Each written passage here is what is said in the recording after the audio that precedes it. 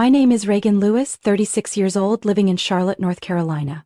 I used to believe I was in a quiet, reliable marriage, until that one fateful afternoon, when everything collapsed in a way I could have never imagined.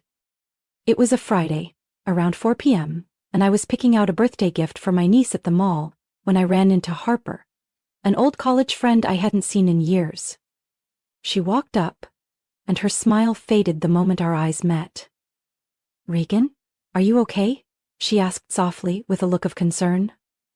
Before I could answer, she said something that made the blood drain from my face. "I'm sorry if this is overstepping, but I just saw Ethan make a dinner reservation for 2 tonight at Savoy Prime. I thought he was out of town on business." The name of the restaurant hit like a blade to the chest. I heard every syllable, every skipped heartbeat, every chill crawling up my spine. I forced a smile. "You must have seen someone else." Harper looked me in the eye. I wish I had. But it was Ethan. He was holding his phone, confirming a table for 2, 8 p.m., and he wasn't alone. I froze. Not because I didn't believe her, but because I believed her too easily. All the signs came flooding back like puzzle pieces snapping into place. The late-night meetings, the unfamiliar cologne on his collar, the mornings he kissed me goodbye but couldn't meet my eyes. I had dismissed them all because I didn't want to be the suspicious wife. Now they were screaming in my face all at once. I drove home, hands still trembling even after I parked the car. It wasn't hard to confirm. I picked up my phone and called Savoy Prime with the calmest voice I could manage. "Hi there. I'd like to confirm a dinner reservation for tonight under the name Ethan Lewis, at 8 o'clock. The host answered politely and without hesitation, "Yes, ma'am, table for 2 at 8 p.m., window seat." I nodded instinctively, though she couldn't see me. "No other requests, thank you." I hung up and stared at the phone like it had just handed me the life sentence of my marriage. I walked into the bedroom and opened the closet. I didn't cry. I had done everything right. I had trusted. I had given. Now it was time to prepare, not to beg, not to accuse, but to face the truth head-on. I chose a black silk dress I had never worn. It was a birthday gift to myself 2 years ago, one I had saved for a special occasion. Tonight I would make one. I did my hair, sharpened my eyeliner, painted my lips a deep red, not to seduce, but to remind myself that I was still me, even if my world had shifted beyond recognition. At 7:30 p.m., I parked across the street from Savoy Prime. The restaurant glowed with warm golden lights, its glass windows inviting curious glances from the sidewalk. I walked in, smiling at the host. "I'd like a table with a full view of the dining room, if possible." He nodded respectfully and led me to a spot tucked behind a decorative column. From there, I could see every table, every movement, every head tilt. No one could see me unless they were looking. I sat with a glass of water in hand, heart pounding steadily. At 8:02 p.m. the door opened. Ethan walked in. He adjusted his tie, smiling a bit too tightly. Then she appeared. Wavy blonde hair, tight red dress, like someone out of a fashion spread. I sat still, spine straight, lips pressed together. My hand rested on my purse, where a folded piece of paper waited. 15 words, written for the man who chose betrayal over honesty. I watched them from my seat as Ethan pulled out her chair and took the seat across from her, wearing the same gentle smile he once reserved for our anniversary dinners. They ordered red wine. She leaned in to whisper something that made him laugh, his head tilting forward. From where I sat, every gesture between them was living proof of what I already knew. She looked about 30. Light brown blonde hair, polished but not flashy. Her emerald green silk dress hugged her waist, silver heels gleaming, a pearl necklace resting just above her collarbone. The kind of woman Ethan once dismissed as too put together to feel real, and yet here he was, toasting with her like the world outside no longer mattered. I wasn't jealous. What I felt was a hollow ache in my chest, not from losing him, but from realizing how blindly I had loved him. I waved over the waiter, a young man with alert eyes and quiet understanding. When I pointed discreetly to Ethan's table, he nodded instantly. "I'd like to send a note to the man in the gray shirt and purple striped tie, table 6, I said softly, "just to him, and I'd like to see his reaction." He smiled knowingly. "Of course, ma'am." I pulled out a small notepad from my purse and wrote in firm, steady script, "Enjoy your dinner. I hope the food isn't as bland as the lie you told me this morning." 15 words. No accusation, no pleading, just enough to rip off the perfect mask Ethan had spent months building. The waiter approached their table. I followed every step with my eyes, my heart drumming, not from fear, but from the certainty that this was the turning point. He placed the note quietly next to Ethan's wine glass, whispered something, then stepped away. I held my breath. Ethan frowned, picked up the note. His eyes moved across the words. In 3 seconds I watched his expression morph, confusion, then recognition, then pure fear. The wineglass slipped from his hand, spilling red across the tablecloth. The woman jerked back as it splashed onto her dress. "Ethan, what's going on?" she asked, clearly alarmed. He didn't answer. His eyes darted around the restaurant, wild like a man being hunted. I sat still. But the moment his gaze landed on me, I stood up. We locked eyes. Across the room he froze. She said his name again, reached for his shoulder, but he shrugged her off, eyes glued to me, as if he couldn't believe I was really there. I didn't walk over, I didn't scream, I didn't make a scene. I simply lifted my glass of water and tilted my head slightly, like a silent toast to their evening of betrayal. Then I turned and walked away under the soft lights of the restaurant, my heels echoing gently on the wooden floor. When the door closed behind me, the crisp autumn air brushed against my skin like a quiet reminder. I was still alive, still whole, and for the first time in years, I was the one steering the story. I didn't go home right after leaving Savoy Prime. I drove around the city for nearly an hour with no destination, no intention to stop. Streetlights smeared across my windshield like streaks of memories I hadn't fully let go of. Every time my phone lit up with Ethan's name, I ignored it. The first message came at 8:30 p.m. "Reagan, please let me explain, I'm begging you." Then the second. "It's just a misunderstanding. It's not what you think. Please, call me." I turned off the ringer. The rest came in waves. Long, short, desperate pleas mixed with weak excuses. "I love you, only you, she means nothing. I'll tell you everything. Don't give up on me. We can still fix this." I messed up. By the time I pulled into the driveway, it was nearly 11 p.m. The house was quiet, the living room lights still on, as if he was waiting for me there. Or maybe just afraid to be in the dark. Ethan sat slumped on the couch, wrinkled shirt, hands in his hair like a kid caught cheating on a test. The moment the door opened, he looked up, eyes bloodshot from either lack of sleep or guilt. I stepped in, placed my purse on the chair, and spoke calmly. "I'm listening, go ahead." Ethan stood, shaky, like even his legs didn't trust him anymore. "Reagan, I never meant for it to go this far." I crossed my arms. "Great, then tell me, how far didn't it go?" He swallowed, eyes fixed somewhere over my shoulder. "Just a few months, 6 months. Her name is Clara. We worked together on a joint project." 6 months, I repeated, each word dropping like a stone. "While I was planning our 10-year anniversary, while I booked us a weekend in Asheville, while I stayed up writing that research paper, and you said, 'I'm heading to bed early to rest.' Was it those 6 months?" He stayed silent, then muttered, "I'm sorry." I smirked. "Don't apologize, keep going. I want to hear you peel back every last layer of the lie." Suddenly his tone shifted. "Reagan, you're always so busy. Your job always came first. Even when I needed you, you had meetings, deadlines, lectures. I felt alone." I let out a laugh, sharp enough to cut.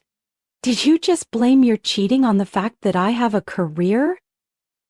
"I was busy, yes, but I never forgot your dad's memorial. I made dinner 3 nights a week, and I always asked if you needed anything when you said you felt tired. Don't twist this." He looked away. "I didn't know it would get this bad."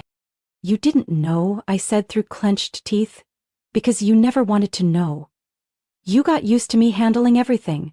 You thought I'd always stay quiet, always forgive, always be your backdrop." Ethan sank back into the couch, hands gripping his head. I lost my way. Clara made me feel seen, but now I realize I threw away the most important thing. I sat down across from him, spine straight, voice steady. "Then let me ask one last thing. Do you love her?" He stared at me like that question shattered something. I don't know. I nodded slowly. That's enough of an answer. Throughout the entire conversation, I didn't cry, I didn't raise my voice. But something inside me broke. Not because of the affair, but because the man sitting across from me was no longer the person I once believed in. Ethan said something else under his breath, but I didn't catch it. I stood and walked toward the stairs. From now on, you sleep in the guest room. I don't want to see you in my space. As I turned and headed up, I heard a heavy exhale behind me. But I didn't stop. After that cold confrontation, Ethan stayed downstairs while I kept the upstairs as my own safe zone. We barely spoke for a week. But I didn't spiral into doubt or desperation the way he likely expected. I didn't fall apart. I started documenting. I created a separate folder on my laptop, set a new password, and began compiling every clue I had previously ignored. From strange charges on our joint account, dinners for two at Bramble Creek Hotel, spa bills in Asheville, to conference expenses that just so happened to match dates when Clara was mysteriously out of office. One night, when Ethan stepped out for a walk, or so he claimed, I entered his home office. He usually locked it like it held state secrets. But I knew his old password, his mother's name spelled backward. It still worked. The external hard drive was plugged into the side of his computer. I copied its contents to my own flash drive, then quietly opened folder after folder. Not all were about Clara, but one made me sit bolt upright. A folder labeled Skyfall Strategy. Inside were internal presentations, analysis documents, and saved emails detailing a planned acquisition of a fintech startup called Halden Core, where Clara currently served as Director of Project Development.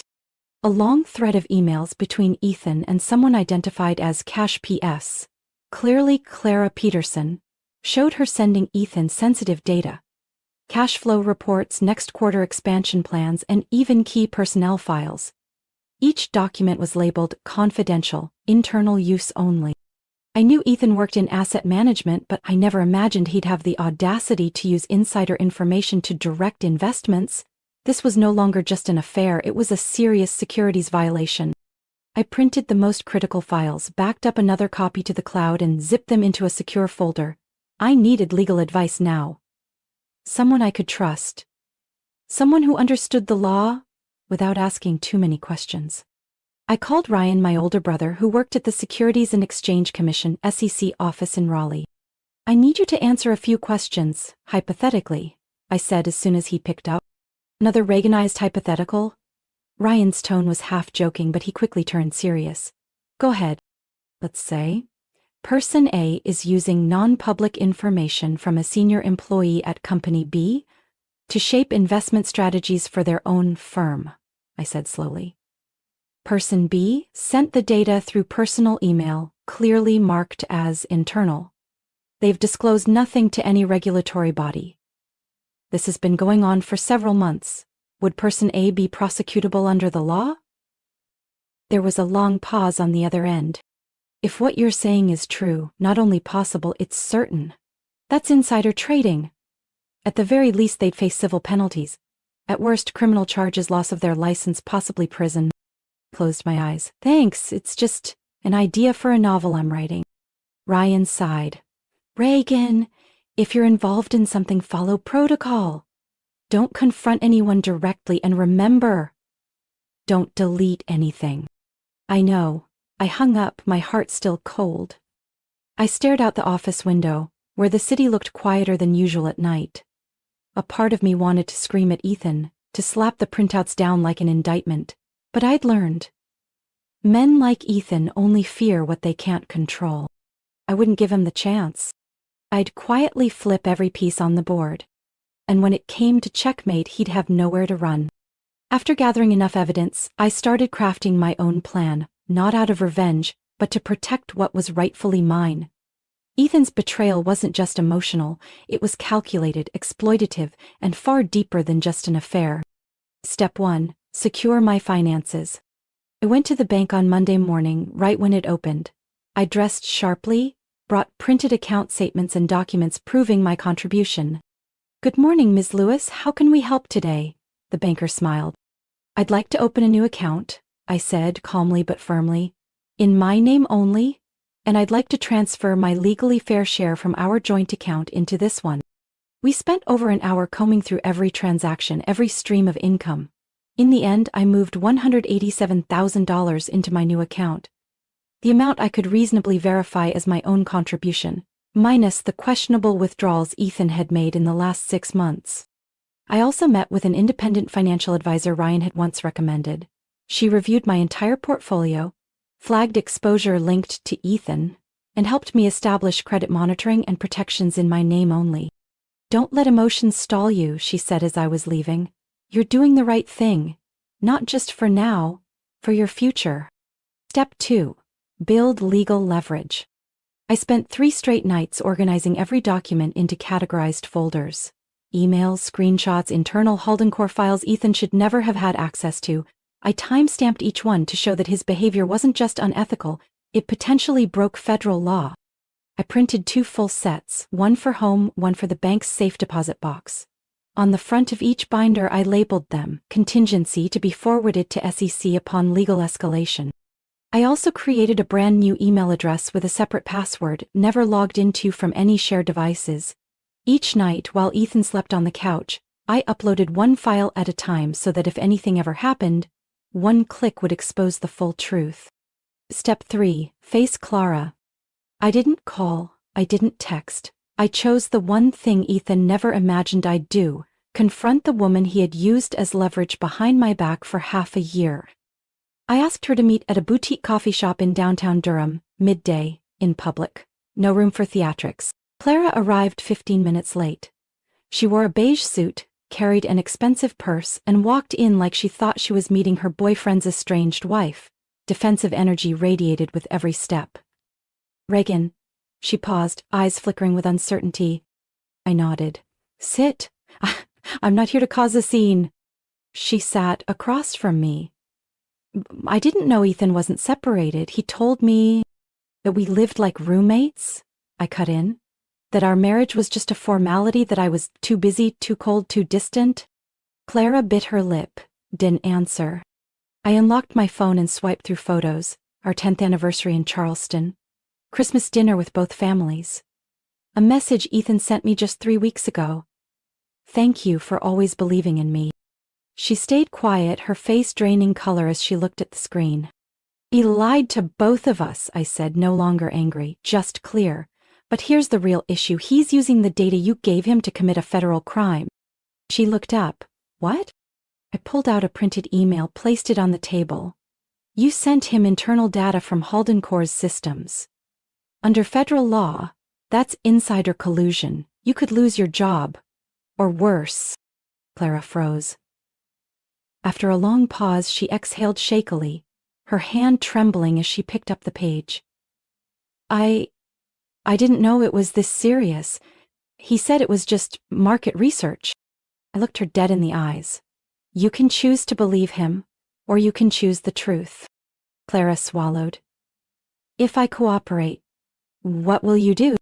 I haven't decided yet, I said coldly. But I know you don't want to be the one who takes the fall for what he's orchestrating. Ban dik tieng an mai nuye kao, trindoi de do kyo kien te, vajoen kao truko. Friday, 8:45 a.m.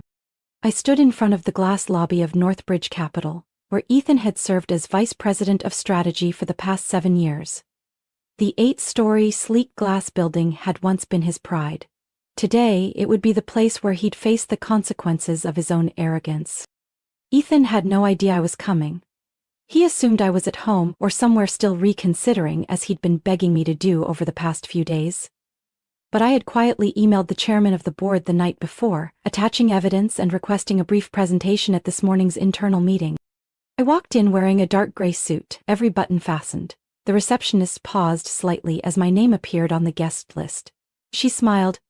Good morning, Miss Lewis. They're meeting in room 2 on the 5th floor. I'll escort you. I nodded politely, eyes steady. I wasn't there to make noise. I was there to restore order. As the conference room door opened, all eyes turned toward me. Ethan was standing near the projector screen in the middle of a presentation about the Haldencore merger. He looked confident, animated. His eyes froze when they landed on me. Reagan, he barely whispered, stepping back like he'd seen a ghost. I didn't respond. I looked at Mr. Michael Grant, chairman of the board. He rose, gestured toward the podium, and said firmly, "We've agreed to let Ms. Lewis speak for a special reason. Please give her your attention." I connected my laptop to the projector. The first slide appeared on screen. Internal Risk Assessment, Halden Core Transaction. I began, "My name is Reagan Lewis, as an indirect shareholder through an affiliated fund, and someone with concrete evidence of internal misconduct. I am obligated to bring this to your attention." Slide 1. Screenshots of emails between Ethan and Clara Peterson. Subject line, "Do not share." Halden Core Internal. Timeline, content, IP traces. All clearly displayed. Murmurs filled the room. Ethan stammered, This is fake, I cut him off calmly. "You may respond after I'm finished." Slide 2. Hotel invoices, bank statements, transfer receipts. All showing Ethan had used company resources to fund unofficial meetings with Clara for the past 6 months. Slide 3. An audio recording of a conversation between Ethan and Clara, where he asked her to obtain cash flow reports ahead of public release. The room went dead silent. One board member leaned toward Mr. Grant, whispering something. Ethan tried to keep his composure, but I noticed his hand clenching tightly. I concluded, "I've submitted all of this to the SEC this morning at 8:10 a.m. I've worked with legal counsel to ensure every step has been transparent. This is not about vengeance. It's about protecting this company from a legally compromised deal." Mr. Grant rested his hands on the table and turned to Ethan. "Do you have a response, Ethan?" Ethan jumped up. I didn't know she recorded that. I didn't think this would go this far. You didn't think," I said evenly. "The issue is, you knew." A CFO flipped through a file, then stated, "I propose we suspend all Halden Core activities pending investigation." "I second that," someone else added. "We'll initiate an internal review and temporarily remove Ethan from any strategic decision-making," Mr. Grant declared.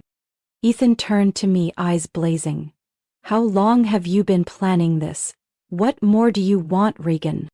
I calmly closed my laptop and gathered my papers. "I don't want anything. I just won't let you drag anyone else down with you." I walked out, leaving behind a stunned boardroom, a shaken Ethan, and a company just beginning to wake from its illusion of trust. 3 days after that fateful meeting, Ethan was officially suspended.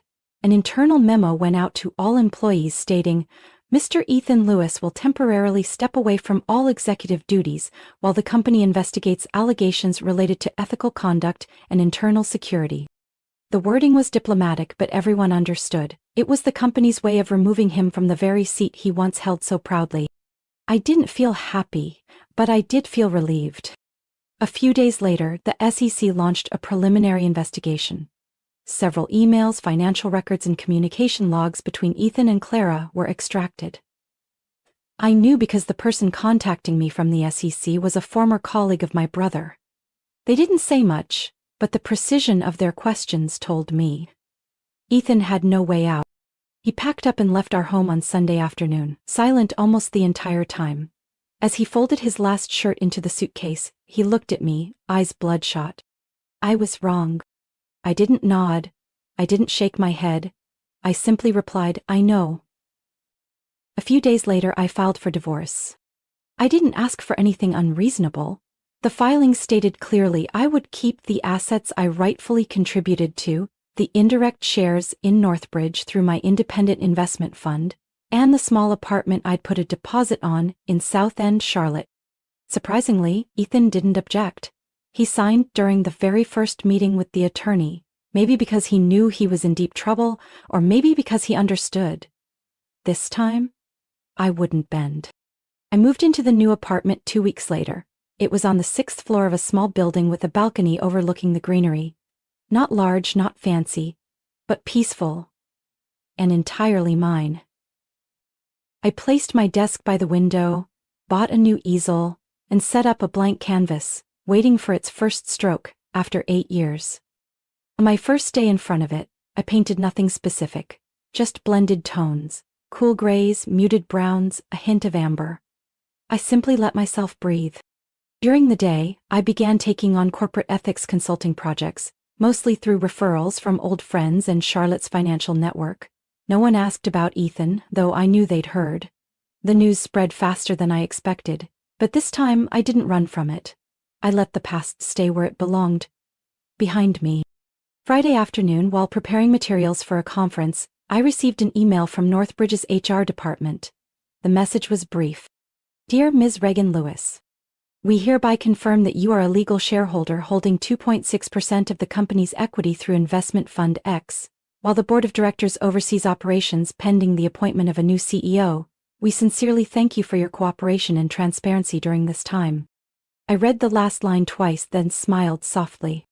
Not because I had won, but because, for the first time, everything felt like it was finally in its rightful place.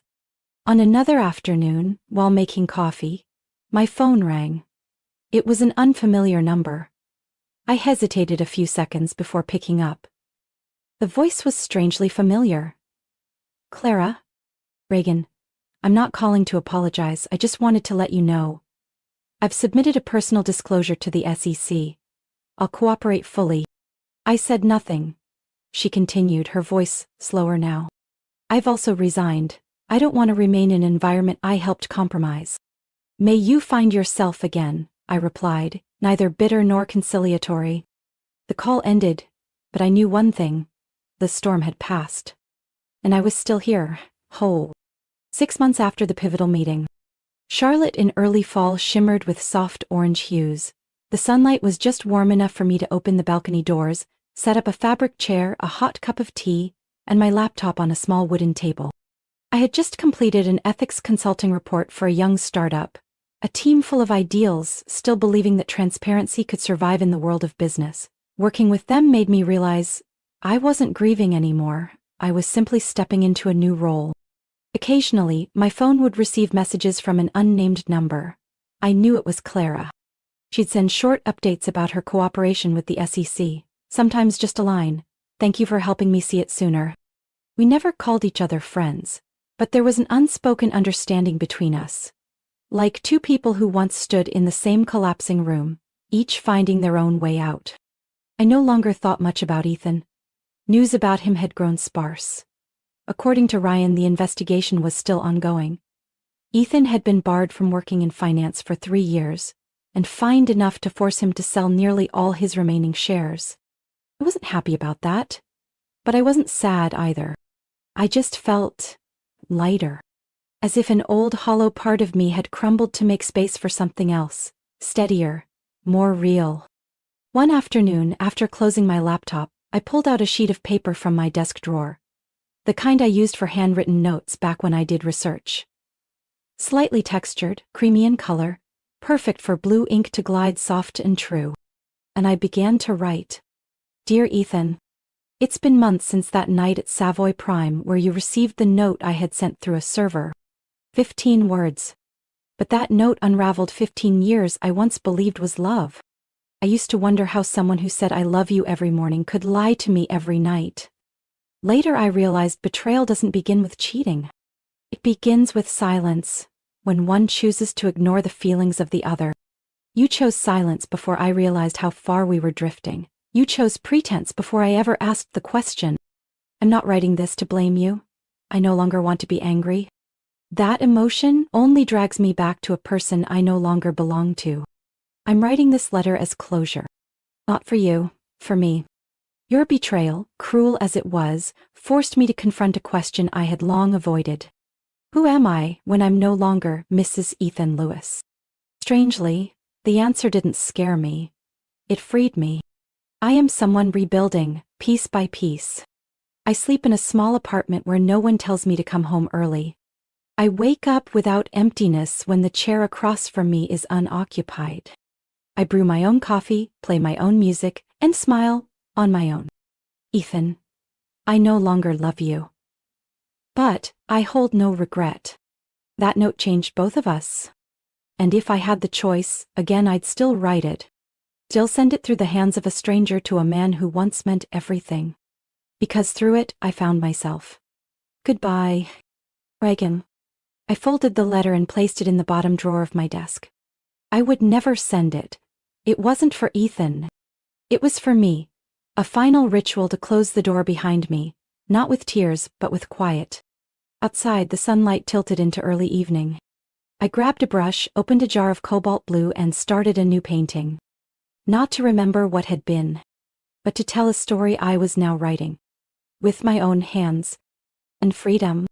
Reagan's story isn't just a journey through betrayal, it's proof that pain, when faced the right way, can become the foundation for rebirth. In the real world, many choose silence or surrender, but Reagan chose truth, independence, and self-respect. She didn't just rise, she moved forward with quiet strength, wise and unshaken, making others reflect on their own choices. A reminder that peace belongs to those who dare to let go of what no longer deserves them. What do you think of Reagan's choice? Would you have the courage to do the same in her shoes? Share your thoughts in the comments, and don't forget to follow the channel for more heartfelt and powerful family stories.